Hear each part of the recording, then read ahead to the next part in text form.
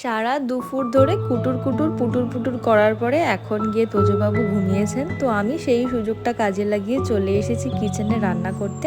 তবে এই নয় যে ও যখনই ঘুমিয়ে পড়ে আমি চলে আসি কোনো কাজ করতে বা রান্না করতে। যখন আমার খুব ঘুম পেয়ে যায় তখন আমিও ওর পাশে ওর সাথে ঘুমিয়ে পড়ি। কিছুটা রান্নার কাজ এগিয়েছিলাম, এরই মধ্যে তোজো আবারও ঘুম থেকে উঠে পড়েছে। দৌড়ে ছুটে গেছি ওর কাছে, কেন কি ঘুম থেকে উঠলে ও যদি দেখতে না পায় আমাদেরকে প্রচণ্ড কান্না করে। তারপরে কোলে নিয়ে একটু আদর করলে কান্না থামায়। আর এখানে না এখনো ঠান্ডা যায়নি, তাই জন্য ওকেও সোয়েটার পরাচ্ছি আর আমি নিজেও পরেছি, ঠান্ডা লাগছে তাই। সন্ধ্যেবেলায় আজকের আমি তোজোকে দেবো সুজি, আর তার মধ্যে অ্যাড করেছিলাম নাটস পাউডার। সমস্ত রকমের বাদাম ড্রাই রোস্ট করে আমি পাউডার বানিয়ে রাখি, তো সেটাই বিভিন্ন খাবারে অ্যাড করি। তোজোকে খাওয়াচ্ছিলাম, খাওয়াতে খাওয়াতে ওর পাপা চলে এসেছে। আর পাপা আসলে খুব খুশি হয়ে যায়, অনেকক্ষণ পরে দেখতে পায়। আর তারপরে দুজনের অনেক কথা থাকে, সারাদিনের জমানো কথা, সেগুলো বলতে থাকে। আর তারপরে আমি আমার রান্নাটা কমপ্লিট করে নিয়েছিলাম।